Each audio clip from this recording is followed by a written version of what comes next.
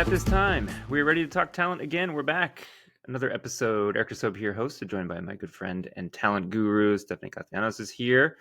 Stephanie, thanks for joining. What I think will be episode number 2 of hopefully a long history. Tell us a little bit about your connection to the talent world and why I'm not wrong when I call you a talent guru.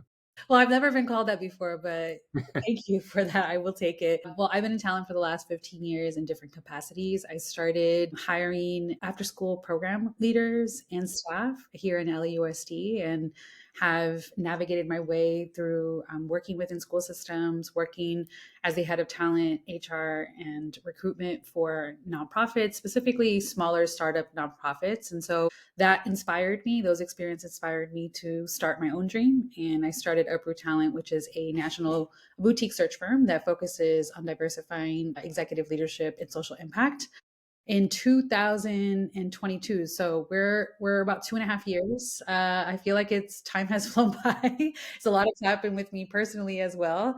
And we're here. Yeah, we have led over 30 searches over the last 2.5 years. So thankfully have also began to grow my team and are excited to start the year. I think I'm seeing a lot more opportunities than you normally in the down season around December, you see less, but I'm excited about the new opportunities I'm seeing a lot of organizations have. Yeah. Yeah. When I talk to folks, sometimes friends who, are transitioning out of jobs, looking for jobs, and they sometimes ask me, like, should I engage a search firm? I Yeah. don't think I have a good answer because my recruitment experience has been primarily in one spot, working for one network. Like, what does a boutique search firm mean? How do you define it kind of in layperson terms?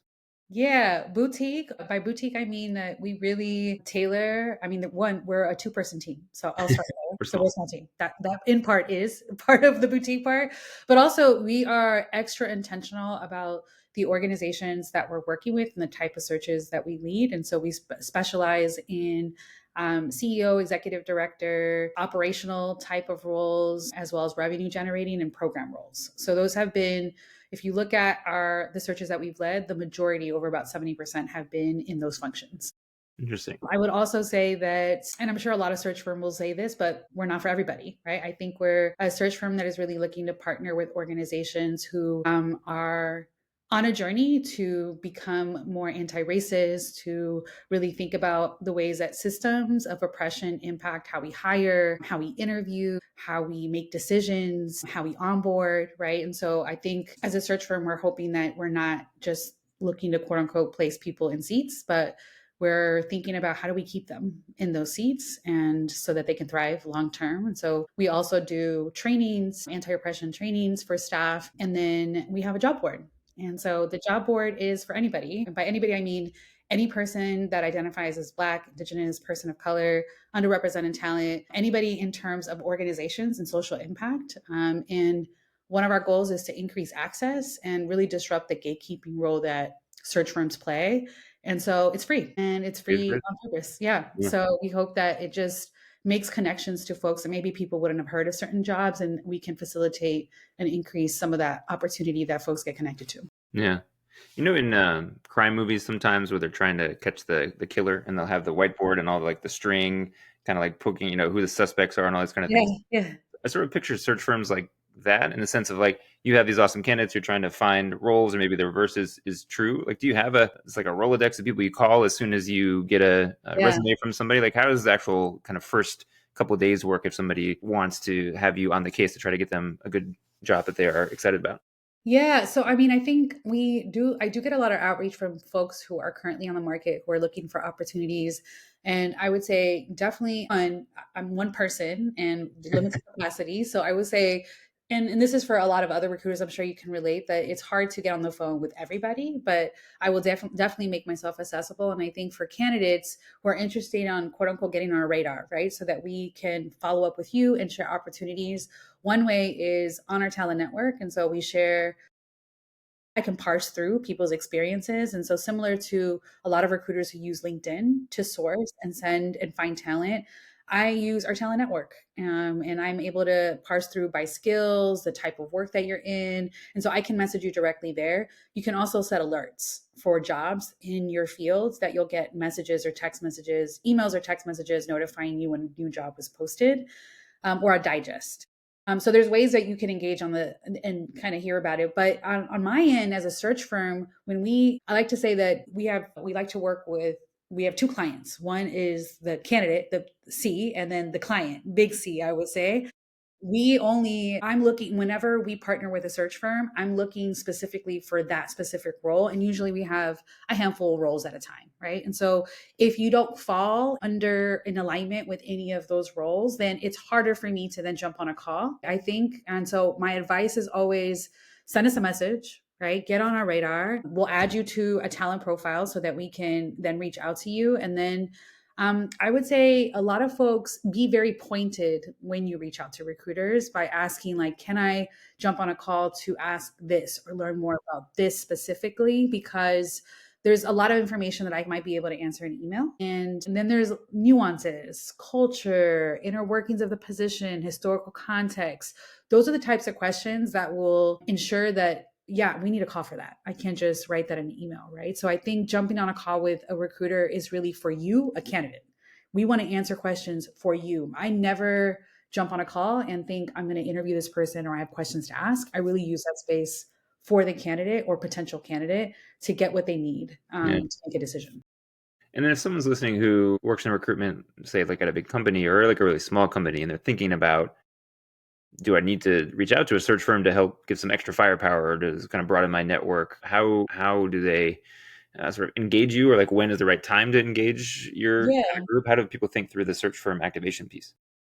Yeah, we normally, or historically, I would say, have led end to end searches. So, this is when an organization says, I need somebody to come in and scope the role. I need somebody to then source, cultivate candidates, and lead and shepherd us through the entire hiring process, really hands off for a client. That is mostly the types of searches that we've led. But we found that what we're missing is organizations who perhaps have a smaller budget or need tailored services. So maybe just the sourcing and candidate cultivation. Maybe they need the design of interview guides and questions, right? And so now this year, we were doing it with returning clients here and there, but it wasn't something that we offered. But this year we are. And so I think that depending on the organization and their need, I would say assess, where's the area that we need the expertise or the need, and then assess budget. And I would say sourcing and talent cultivation seems to be something that a lot of organizations need because they already have the infrastructure for hiring internally. And so we hand off the baton and here we say, here are the folks that we recruited, and then you can take the baton and then lead the selection process, which I think works with a lot of organizations who already, again, have that a Yeah. team inside. Last thing, so much in the news now is about anti-DEI craziness, everyone trying to dismantle things and diversity efforts on big corporations, small corporations. I think it's now more important than ever that places like you exist to do the exact opposite of that nonsense. How are you navigating that space as there's more now political pressure to help Yeah. companies not do any of those things, even though it's good for their business, their bottom line, and just good for humanity? Yeah, I mean, I think I was talking to a candidate and I've heard this a couple of times that have said, I decided to apply because I knew the organization was taking equity serious by working with you. Oh, nice. Okay. And so I think for me, I always say like I'm going to find our people. Like we're going to work with organizations who are understand that this is the climate currently politically and they're going to tread and keep going. You have some organizations who are also speaking up and saying we're going to keep our DEI initiatives. And so I think those are the folks who I'm hoping to work with and I know still exists because I have conversations with folks like that all the time, but we are seeing and just even because who you work with is a in some way could be a political statement depending on the values that the search firm takes. And I have seen some feedback around that, like being especially with like school districts who are in regions where this conversation is a little bit more politically charged. I am seeing that it's a little bit tougher, I think, to make a case for increasing racial or ethnic diversity. We take a very bold stance on that and say we are diversifying executive leadership, and I think that doesn't always So land everywhere.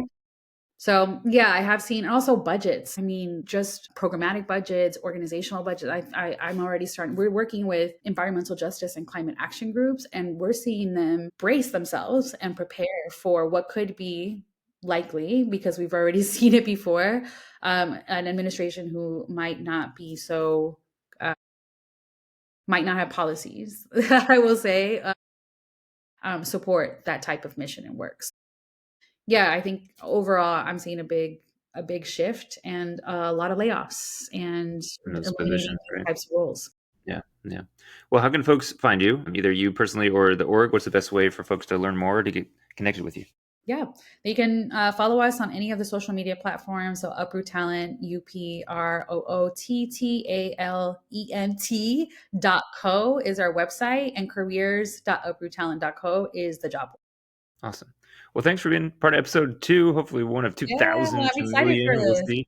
Yeah, love talking talent with you. And thanks everyone for listening. You can find At This Time podcast, all the places you usually get your podcast. Plus, we got this fancy 4K rocking video on YouTube. You can watch us there if you're really bored. But appreciate you, Stephanie, being on. Appreciate everyone listening. And we'll catch you next time. You too.